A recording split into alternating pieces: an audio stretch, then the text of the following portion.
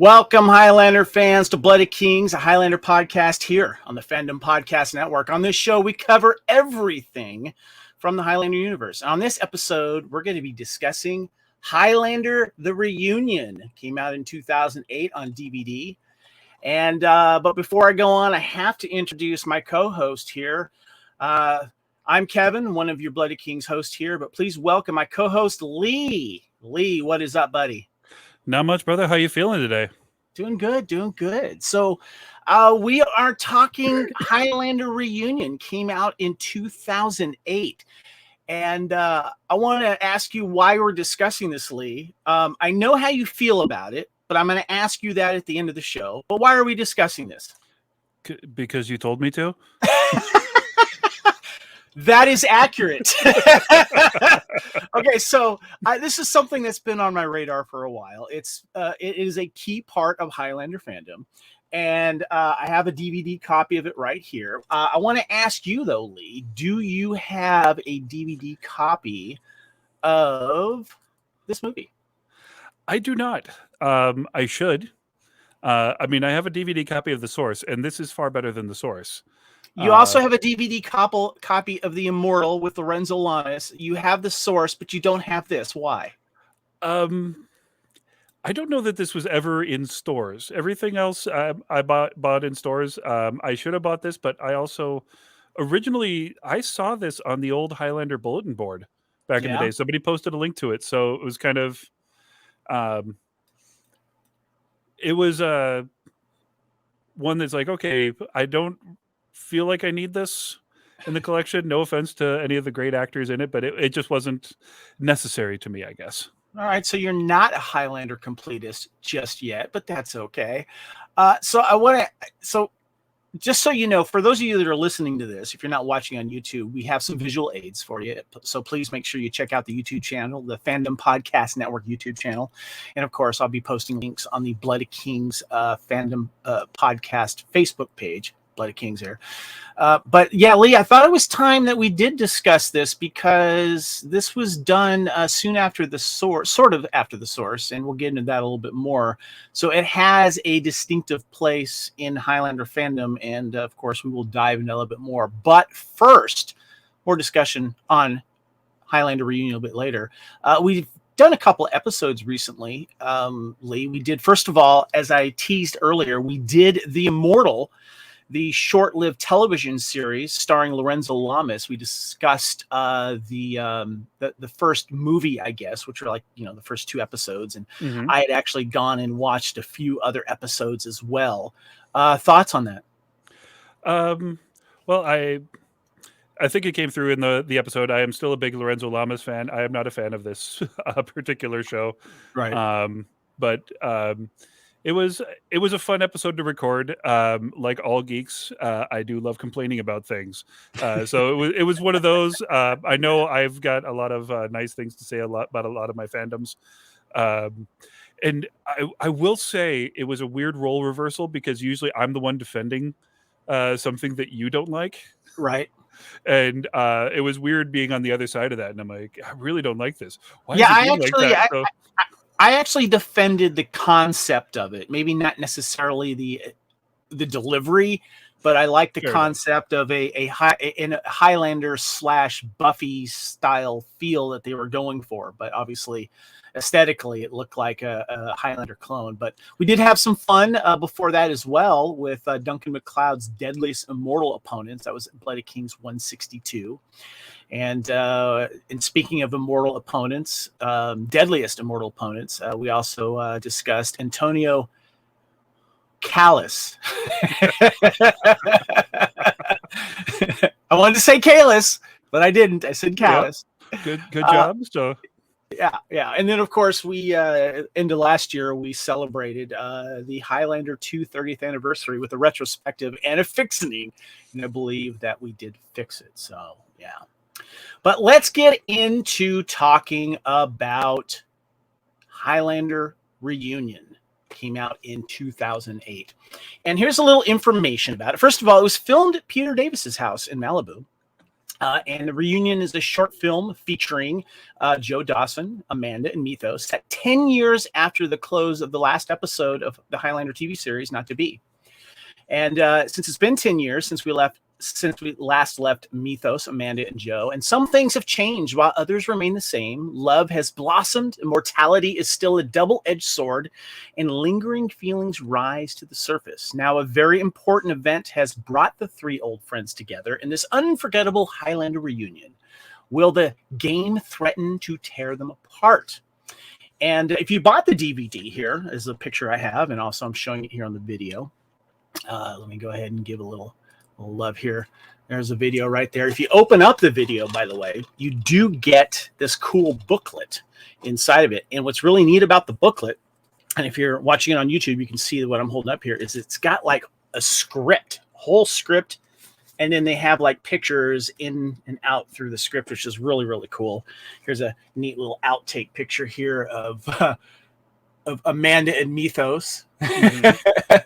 On a pole with some crew in the background and stuff like that. And there's some great kind of outtake pictures towards the end as well. Here's a nice picture of Peter Wingfield on I guess a cigar, maybe something like that. A cigarillo. Yeah. Here's one of Jim Burns as Joe. So it's a really cool little booklet that you get. And you can find the DVD, by the way, still. There's a copy of it on Amazon. Someone's selling it. Also on eBay, you can find it, and it's not too expensive either. There's several that were under $20. There were some that were over $20. So, it's definitely a collectible for every Highlander family. Hey, can we just talk about how awesome it is that Peter Davis has a stripper pole in his bedroom? I think it was not his bedroom. It's even better that's in a spare. I think it was installed just for this movie. So, sure, Peter Davis, sure. All right. Well, before, by the way, the DVD, it does feature 5 revealing vignettes touching personal interviews with each cast member and a music video for the original song One Life by Jim Burns. So they have a little bit of special features, and the interviews are really cool because usually the actors kind of discuss what their character's been through and what's it like kind of returning to the character and stuff like that. But before we get into that, though, I want to see what our friends on Blood of Kings have said regarding their thoughts on this. So let's go ahead and get into the Immortal Buzz here.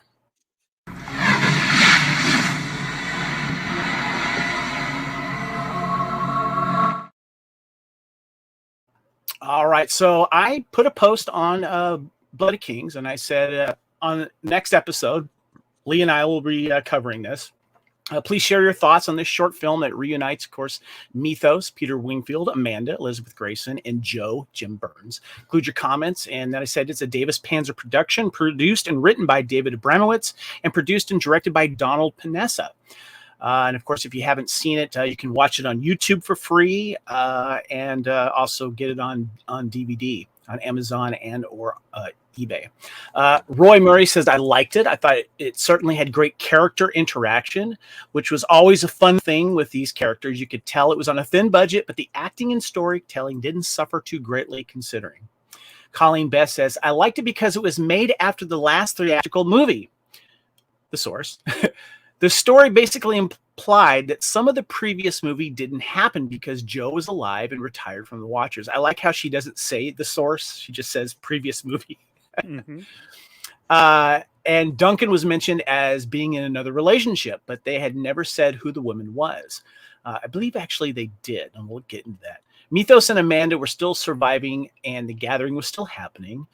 She says, I would rather revisit favorite characters and see that they are still surviving the challenges from other immortals. I have never wanted to see a final battle with one immortal left because it means more continuity issues for future projects. Now, if we can get a short film or novel that lets everyone know that Nick Wolf has been up to and how long it took for him to forgive Amanda. Nice shout out. Nice shout out to the Raven. I like that. Not bad. Andrew replied, Andrew Modine, and I'll bring him up a little bit later. Colleen says, he says, Colleen, it was made after the last movie, but could fairly easily take place before it. The woman they were talking about could easily be Anna, who he's married to in the source. And if Joe is retired from the Watchers in this, that's fine, since according to him, the source quote, there is no more Watcher organization by then. And Colleen says, I chose to think of the source as a bad dream. My decision is based on the characters, costumes, and scenes that imitate ones from the other movies like Batman, Tomb Raider, and even Looney Tunes movie. If Duncan has found a new woman, then it fits his pattern of settling down to whatever community he is living in and trying to live a normal life until the next immortal shows up.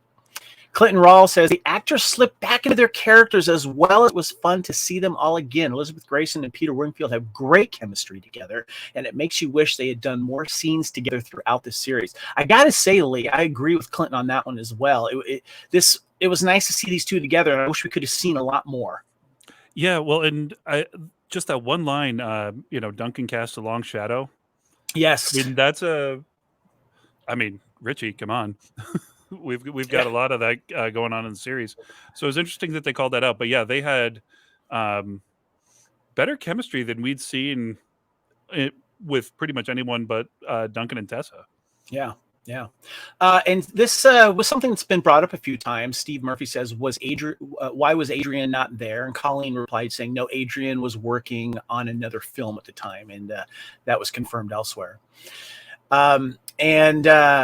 Also, Shane Hannafy says, I believe it's on Tubi for free if you can't find the DVD. But again, like I mentioned, it is on YouTube. That's the easiest place. Jeremy Orr also knows something about making Highlander fan films. He says, it was nice to revisit the characters. Too bad they didn't have the money for anything more elaborate, but it's a nice visit. Also, I love the bit where you can see someone from the crew in the mirror before they realize halfway through the scene they dive out of frame. Actually, that was a Watcher. That wasn't true. Andy Sloan says, laughing, that was Carmel. And Jeremy says, I've always wondered. I thought maybe it was Dan P. So there we go. There's some great comments there from our Immortal Buzz. So let's head on out of this.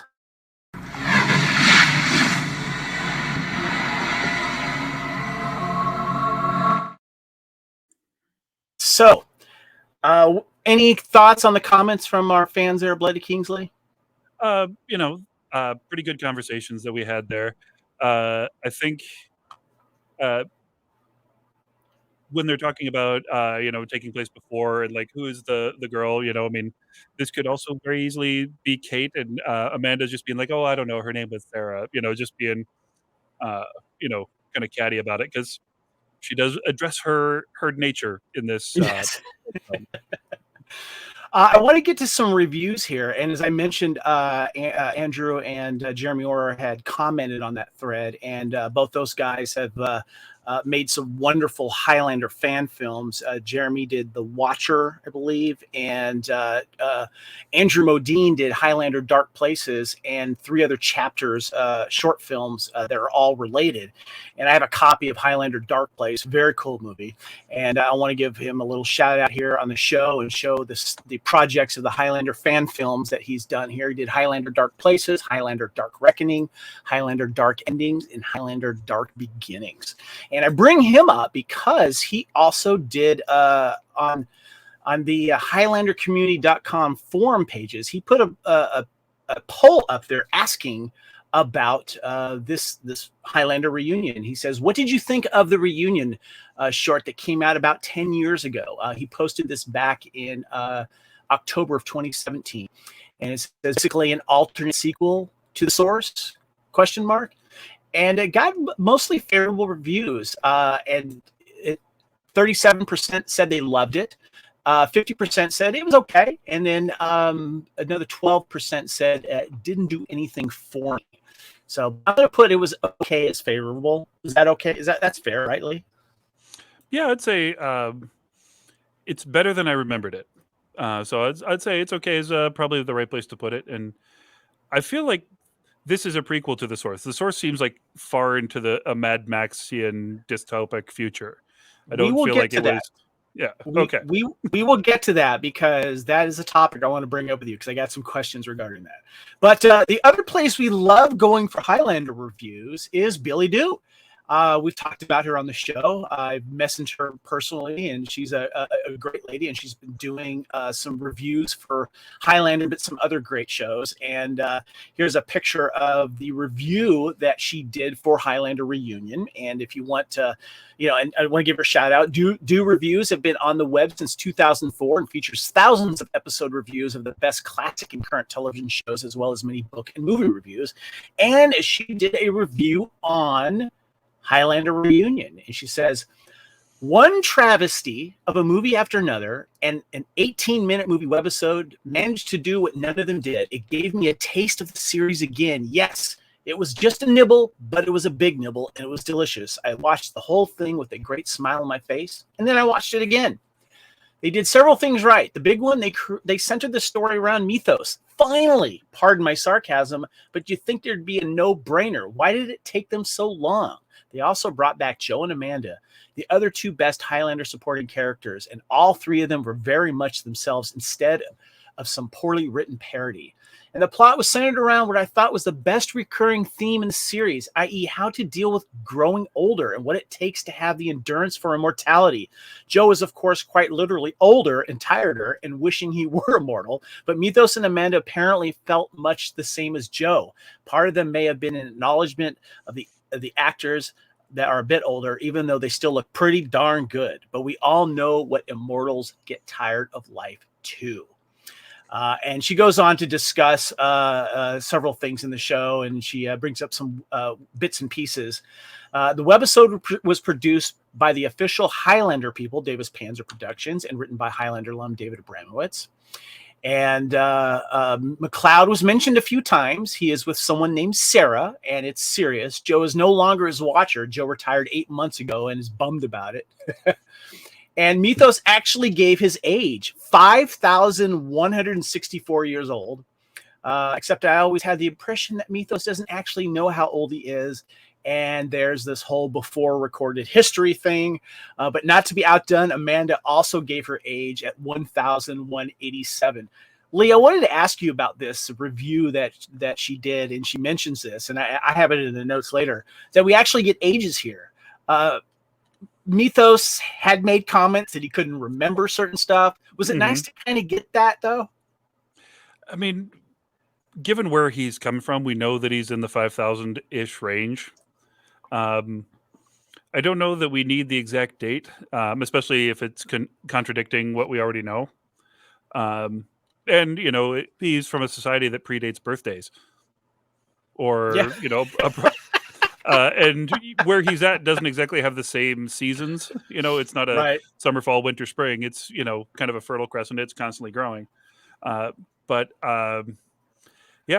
think it was interesting. I think we already knew Amanda's age. Yeah. Roughly. Yes. I think we did. Yeah.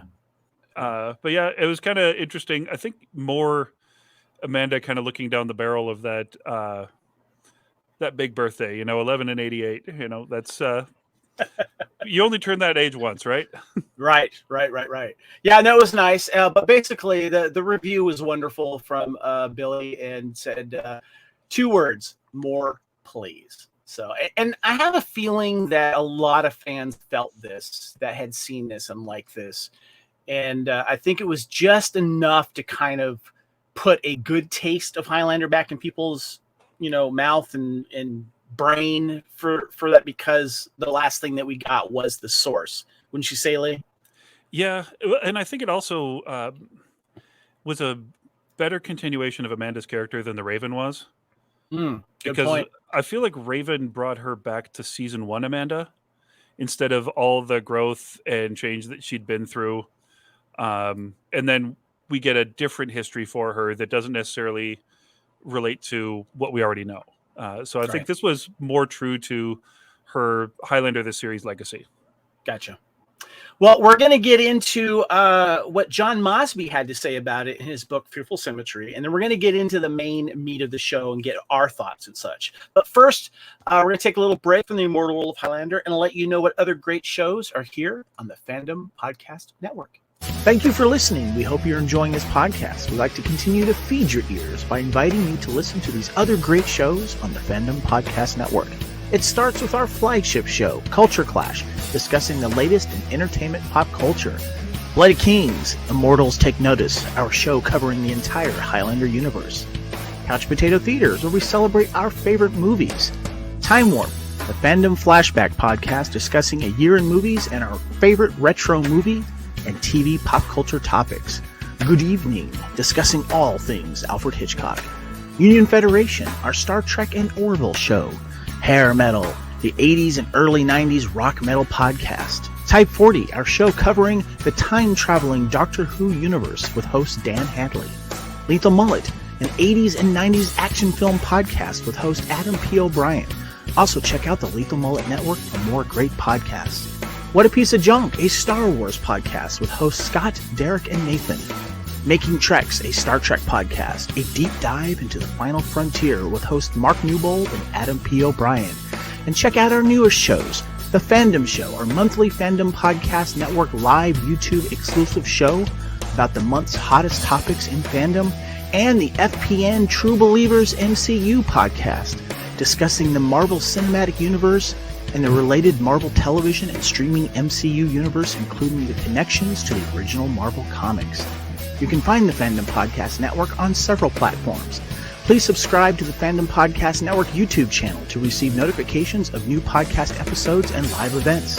You can enjoy all of the Fandom Podcast Network audio podcasts on our master feed at fpnet.podbean.com. The Fandom Podcast Network is on all major podcast platforms, including Apple Podcast and iTunes. You can find the Fandom Podcast Network on Facebook. You can email us at fandompodcastnetwork@gmail.com. You can also find the Fandom Podcast Network on Instagram at Fandom Podcast Network and on Twitter at FanPod Network. Thank you for listening, and remember, respect others and enjoy your fandom.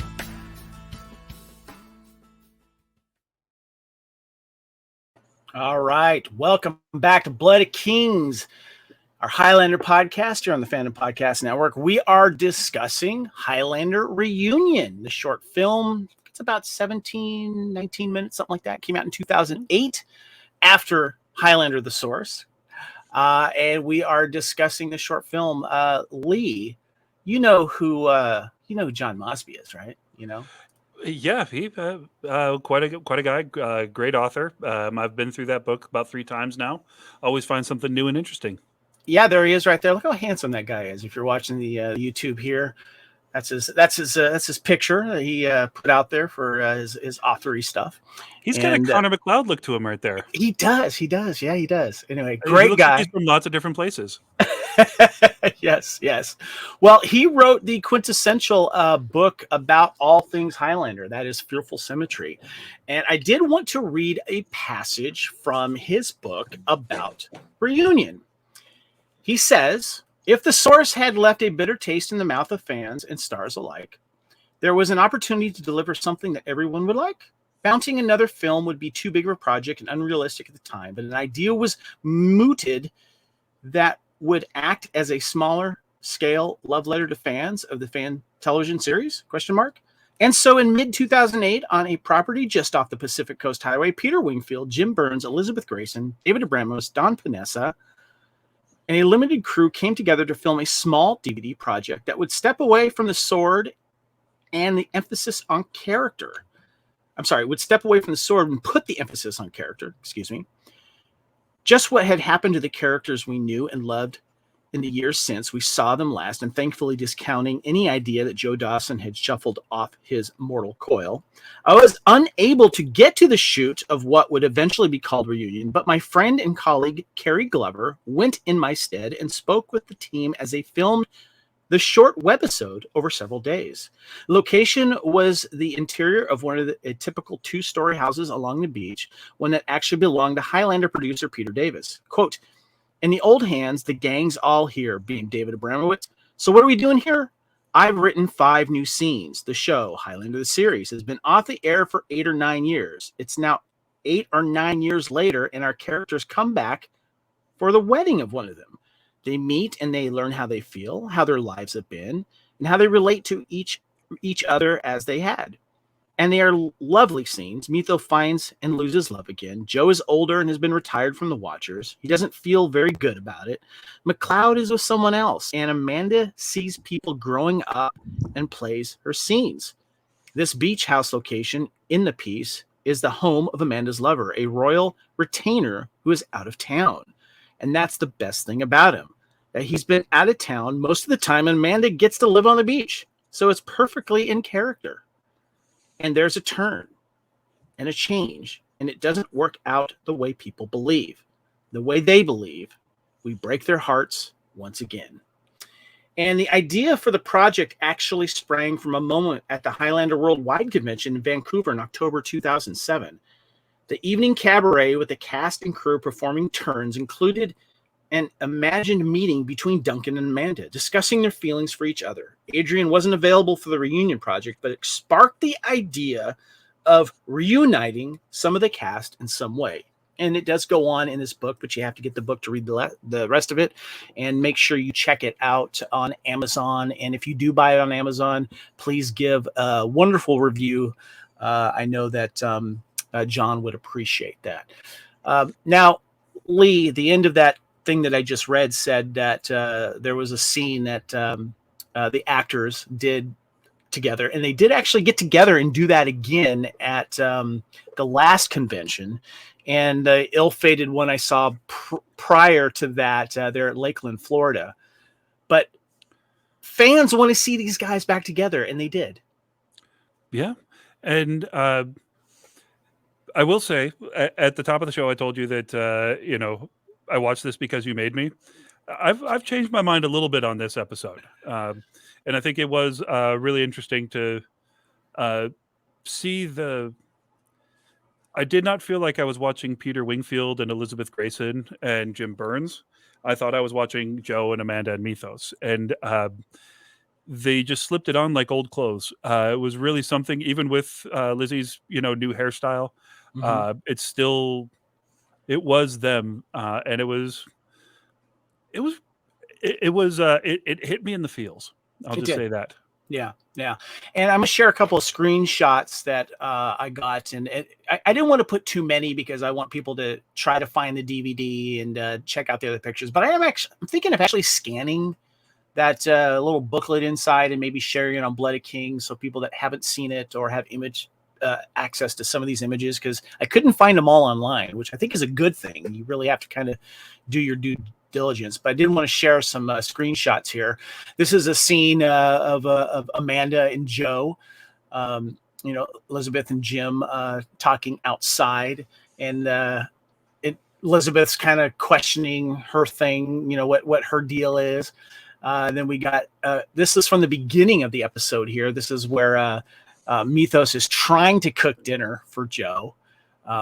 Doesn't work out too well, and he mentions getting pizza. But I love this scene though, because he's telling him about his marriage, and Mythos is talking about his upcoming marriage, and Joe asked Joe to be his best man, and he says that he loves him, and Joe says, "I love you back." And I thought that was kind of a cool scene. What do you think, Lee? I really liked it, other than Joe talking about his prostate. But that was kind of a weird departure. Or his back feeling like a rusty hinge or something like that. Which is very much in character. It's just like, that's, a couple dudes talking. It's like, everything sucks. But at first I'm like, why is Joe his best man? Doesn't he have any other friends? And I'm like, oh, wait, he's killed them all. Yeah. We lost the Four Horsemen. We lost Lord Byron. There's just so many people that have just kind of slowly disappeared from his life. Here's a picture I posted of this is right after he says, "I love you, Joe," and he puts his hand on his face. That was a nice little, I love you, man scene. I love scenes like that between dudes, that aren't afraid to express their feelings for each other. It's a very, very cool scene. Total bro down, man. Yeah. Here's a scene where later Mythos comes back and suggests, here is a dress that you can wear, blue, for the wedding. I guess either be a bridesmaid or something like that. And that's a cool shot there. The next one we have is that pole scene that's inside Amanda's bedroom, I guess. Mm-hmm. that she uses a little bit. But Peter Davis, you dog. Yeah. There is some behind the scenes pictures of that being installed. So Peter Davis, I don't think has that in that room at the time. You don't have behind the scenes pictures of it being uninstalled. So yeah. Here's a cool picture of when they both feel the immortal buzz and they spot two other immortals on the beach, and they both grab their swords and get ready to head out there. And this is a scene, a behind the scenes picture actually of Peter Wingfield.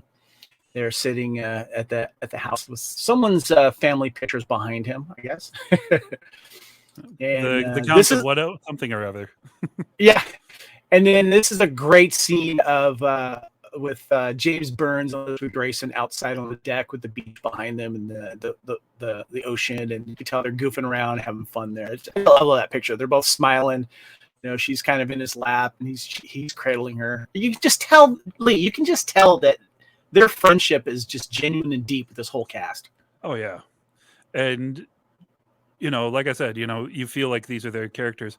The comfort and like the personal space that they're able to get in and not have it be awkward. You know, I mean, yeah. If these were two actors that just met on set that day and one dude just kind of touched the other dude's cheek, I don't know that I could pull that off. You know, I mean, I could, and nobody would be able to do anything about it, but it just wouldn't look like Friends. It'd look like, you know, a power move. Yeah.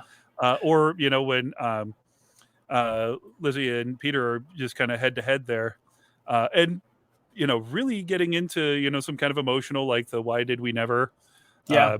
That's kind of a raw emotion, and it's something I discovered is a very real conversation that you have as you grow older. And it's like, there's these people that are attractive or had been attracted to you, and it's like, and you have that, and it's that was a very, very real moment, and I thought that was brilliant to include it.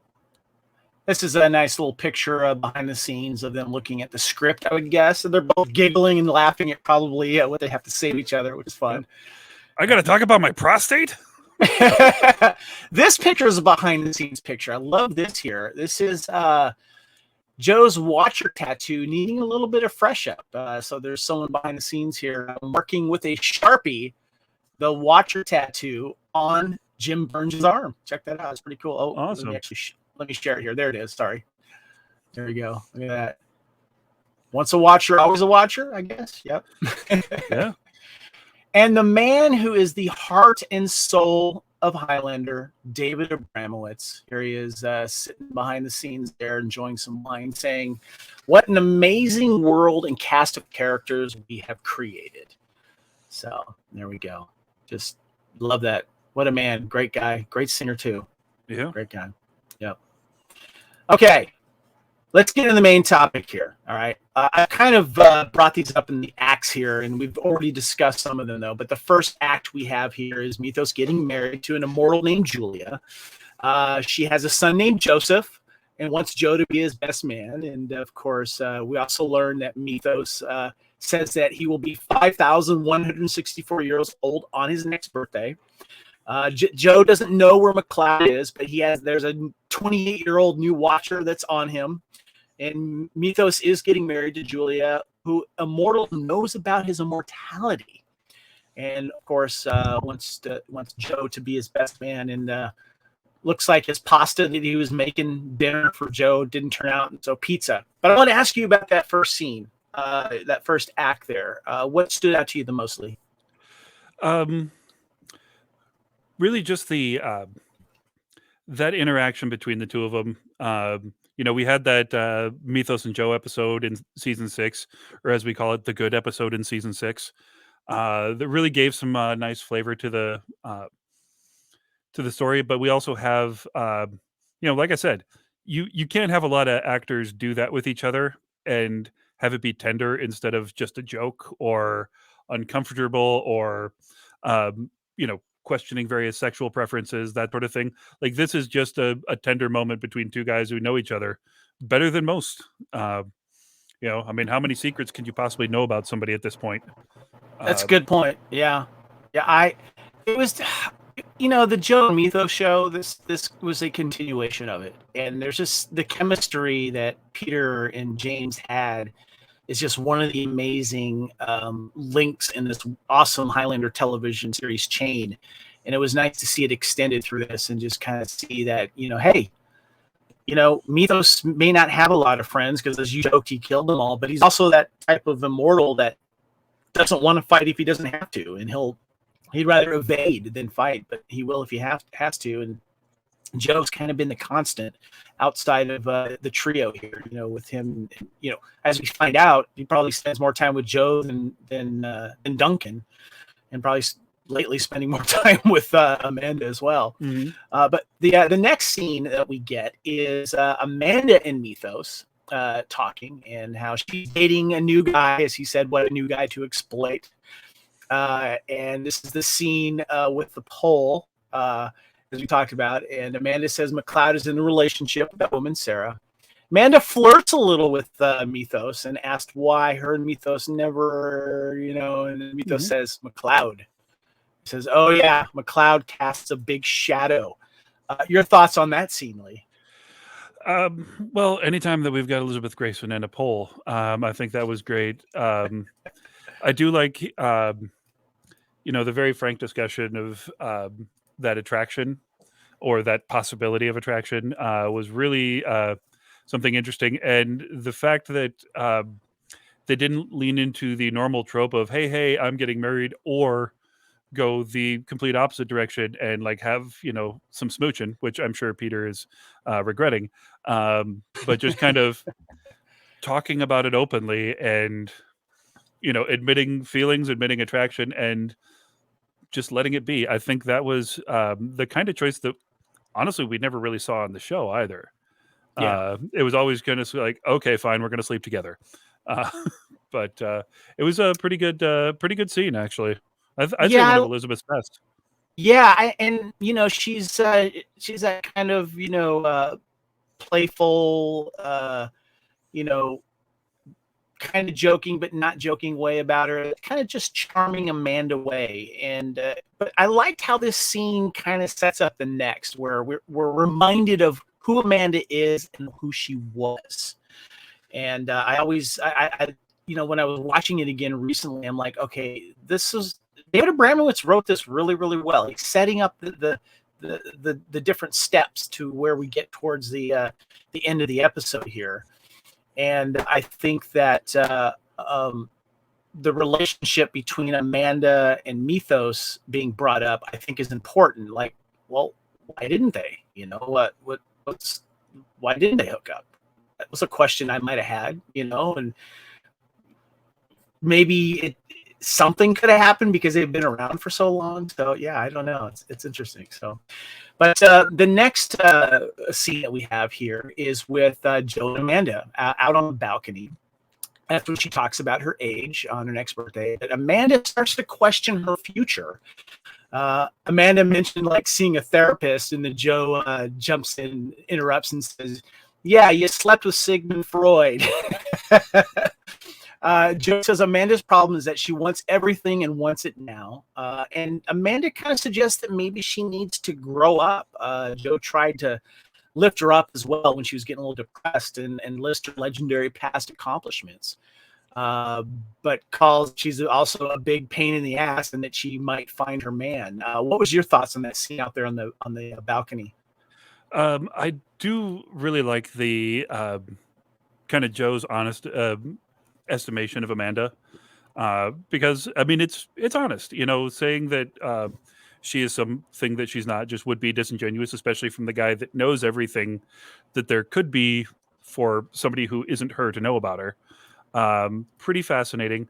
I like the idea that she slept with Sigmund Freud, because either to him it was so good he just decided, oh yes, now I'm going to study the sexuality, or the other part is, didn't Garrick or Galen Merrick study under Sigmund Freud when he was trying to figure out the mind in Shadows? I don't remember. I'm going to have to defer on that one. I wouldn't be surprised, though. I think it's not the first time Sigmund's been brought up since Highlander. I mean, the last time I remember seeing Sigmund in a time travel adventure was Bill and Ted.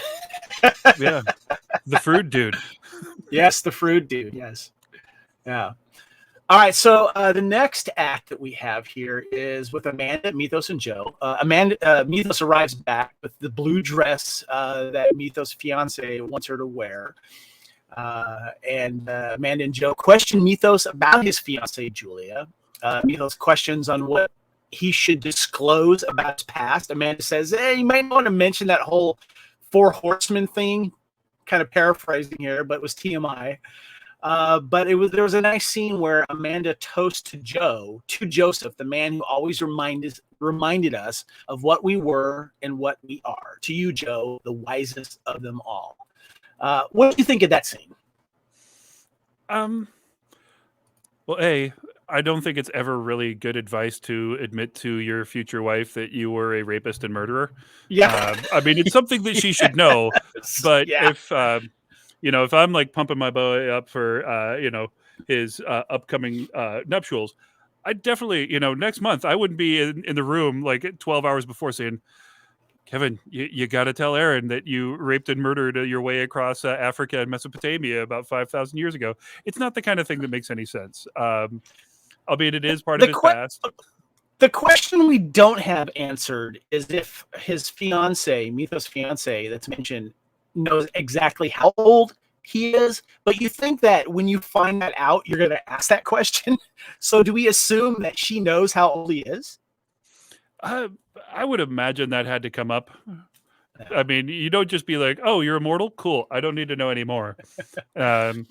I've never had a girlfriend that didn't search for more details about any vague mention of my past. So if you found that one, he's lucky. But all right. So the next scene we have here, Amanda and Mythos. They get the buzz. Two other immortals are spotted by them. Mythos and Amanda face them, but out of screenshot. But Joe listens in horror and hears swords clashing and some quickenings. Then you hear some police sirens. But then you see them back in, that they survive. They are back in the house, and they survive, but they're a little bloody around the collar, and it looks like Mythos got a little like gut slash. And shaken from his fight, though, Mythos now questions his marriage, afraid someone will use Julia against him. He doesn't want to subject his life to of death and more murder. Amanda ensures that he has a good thing with Julia. Mythos retorts in anger and suggests that he could use her and leave her like Amanda would in her relationships. Then Amanda slaps Mythos.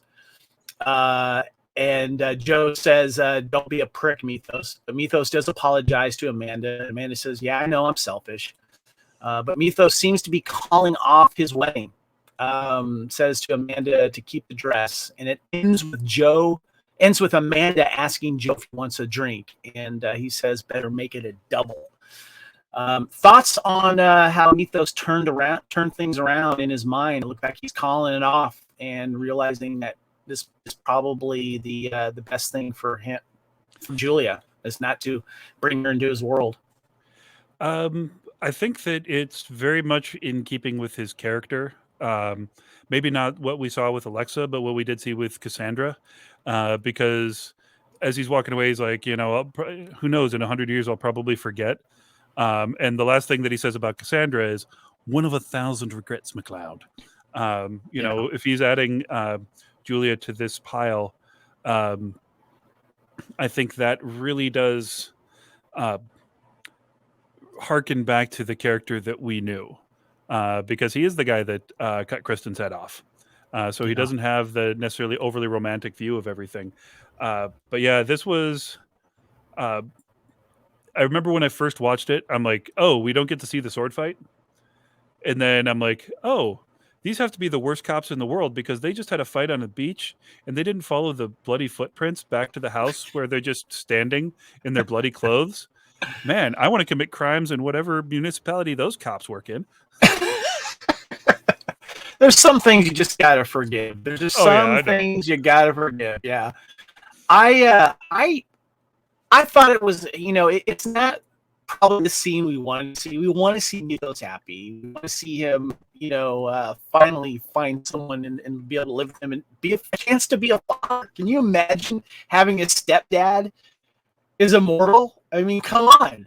Is that cool? I don't know. But realistically, we have to realize that their lives should probably not intertwine too much with mortals, because they will be used as leverage for someone's dastardly plans, I guess. And I could see why it had to be done that way. So anyway, I got to ask you the bigger questions here, Lee. Mm-hmm. So, where does this short film stand in the Highlander continuity? And the reason why I ask that is because, does this short film intentionally ignore the events of Highlander the Source, like most fans do? They said nope, didn't exist. What do you think? I believe that the Source has to be in the future, just with the way that they set up. The world hasn't crumbled that much between Endgame and 2008. I think there's a few more things that would keep it from doing that. I also think that it's good to just ignore the Source. So either way, I would put this as a continuation off of season 6. Yeah. Okay. And maybe even, kind of nudging into Raven, but I have no problem with this being in continuity. Not like I did the first time. So it gets better with a second watch. Yeah, there's some fan speculation of, I guess, everyone's old head canon that it does ignore the Source. But some people could say, like you just mentioned, it could take place before the Source, because the Source kind of has this, the world's gone to crap, and it's a bleak future, and it just could take place a lot later, I guess. Mm-hmm. But I think that in most fans' heart, the Source does not exist. If it does, it's an alternate timeline, and that this here Highlander Reunion is kind of a wrap up of the series. Even though we didn't get Duncan MacLeod, Adrian Paul, we don't really need him, but because he's mentioned, and we have the other, let's just call these guys with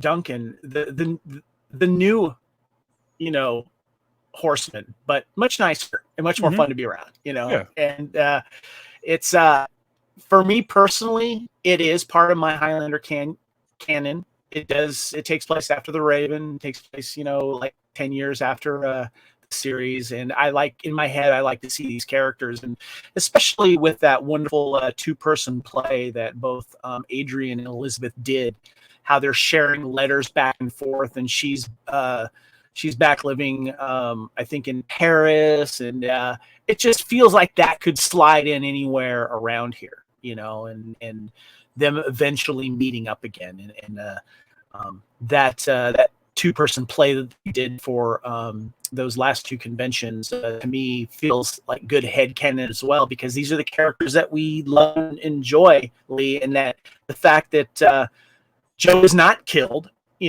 that's and stuff. So I don't know. What do you think? I think it was. I think that's a really good thing to say. Having Joe be alive instead of, killed without purpose in the Source. Yeah. That was kind of a ignoble end for a pretty fantastic and unique character. But yeah, and it really did stay true to the core of these characters. Because, one of the first thing that anyone ever said about Amanda is that she's a bad habit. Yeah. And that's kind of the character that she's playing here, still infused with everything she's been through with MacLeod. But you get the feeling she's starting to question that, and seeing what Methos is going through, that she kind of wants to change her ways. You think? Seriously? Yeah, but it's the kind of thing that you do. I mean, you've done it. I've done it. It's that question, like, oh, should I, either have my midlife crisis or stop my midlife crisis, or settle up or settle down and grow up, all that sort of stuff. I think it's pretty true to the. It's just taken her 1,000 years. Yeah. Okay, I got one more question for you. You had mentioned, when I brought this up originally to cover this, you're like, I'm not a big fan of that film. However, have I felt like you've turned a corner on that a little bit? Are you still kind of? I'm still kind of new. It's not one that's going to be part of my rewatch when I go through the series. Not being removed like Bless the Child or Bad Medicine or that kind of thing. But it's still it's better than I remembered it when I originally saw it. What I didn't like was for all the ways that we made Mythos very interesting in the show. Um, from his original apartment to all the other places that we saw him living and enjoying, this was like the most boring place you could imagine him being in. It looked like a vacation property in the Outer Banks. And it's like, this is not Mythos' house. This is the location they got that day, and they had no set dresser. Well, which it was fine for a small budget. It was Amanda's so-called newest boyfriend's house, and he was away. So that's what we got from that. But yeah, and that's how I saw it for the first time. I'm like, because he's cooking there. Like, okay, why is this? Yeah. And after seeing the opulent apartment that she had in Raven, this still isn't Amanda's kind of place. And, that it's, something that she's borrowing from the Viscount of something or other makes sense. But I came around because of the way the story grew. I'm still bummed that there wasn't a sword fight, but obviously with budget, time constraints, all that sort of stuff, you can do personal scenes, rehearse them and shoot them in the same day. Any kind of fight scene, you need at least a couple extra days just to get that all set up. But so I get why that, but it's an interesting chapter in a longer story. Gotcha. Well, I'm holding up the DVD case here for you viewers on YouTube. Lee, what can I do to get you to purchase one of these and put it in your collection? I'll probably do it. Like I said, I've got a Phantom Menace up there and the Soul. I'll have the bad movies on my shelf just to complete the collection. So, and this one isn't bad. I actually like Phantom Menace. It's So just anyway. All right, guys. Let's go ahead and close things out here. Let's go ahead and get into a contact information here. All right, we have been discussing here on Bloody Kings Highlander podcast Reunion. Highlander Reunion came out in 2008. But as you're listening to this, please check out the video on YouTube. If you're watching this, thank you very much. Please subscribe to the Fandom Podcast Network on YouTube, and you'll get notifications. Please like this video, comment on this video. We appreciate that. You know how it works on the algorithm. Helps us out here. Our master feed for all of our audio podcasts is at fpnet.podbean.com. Fandom Podcast Network can stream and download on that Podbean app. Fandom Podcast Network is on all major podcast platforms, which of course includes Apple Podcast and iTunes. You can find the Bloody Kings Highlander podcast master feed. If you go to podbean.com, you can click on that little button at the top and just scroll down and click on the Bloody Kings button there, and you can see all of the shows there. Bloody Kings is also on Twitter and Instagram. As we mentioned earlier, and with the Immortal Buzz, you can please visit and become part of our Bloody Kings Highlander fandom Facebook group. We can get you in there. And if you'd like to contact us directly, you can email us. You can email us at bloodykingspodcast@gmail.com. My name is Kevin. I'm on Twitter and Instagram at Spartan_Phoenix. Lee, where can we find you? You can find me swooping in on Julia, making sure she's okay, seeing if she needs any vitamin Lee to get through these terrible times. Otherwise, you can find me on Twitter and Instagram at The Way of the Way, and under my name on Facebook. Vitamin Lee. Yes, sir. All right. I'm the world's #1 supplier. You can support us two ways here on Bloody Kings. Of course, subscribe to the Fandom Podcast Network on YouTube, and please leave us a review for Bloody Kings. Search Fandom Podcast Network on your podcast platforms like Apple Podcast, iTunes. Please leave a rated review. We would love to get your feedback. Also, support us on our TeePublic store. Just search Bloody Kings or Fandom Podcast Network. You can get one of these cool Bloody Kings t-shirts that I am personally wearing. You can also get our Team Iron Pipe logo as well. Immortal's second favorite friend, of course, outside of their blade, is an iron pipe. And make sure you support us there on TeePublic and purchase your apparel there. So Lee, what we got coming up next is kind of cool. You had a screening at a Highlander screening at a local theater, and you also interviewed a friend of yours. Yeah, it was really fun. I was very lucky to be able to kind of host, kick off the screening. My friend used to be the owner of the theater, knew that I was a huge Highlander nerd, got me in touch with the owners, and they brought me in to do an intro and a little trivia contest. I gave out a whole bunch of free drinks, so everyone likes me now. Nice. All right. Well, looking forward to that next episode. Lee, thank you so much for talking Reunion. I'm glad I was able to drag you through it. Yeah, I'm glad I had a reason to watch it again. I'm glad I gave it a second chance. It definitely jumped up several levels. Awesome. All right, guys, I'm Kevin on behalf of Lee. Thanks everyone for listening, and join us again next time here on the Fandom Podcast Network for another episode of Bloody Kings, a Highlander podcast. That sensation you are feeling is the quickening. We are one. We are immortals. Farewell, dear shitheads. Goodbye, everyone.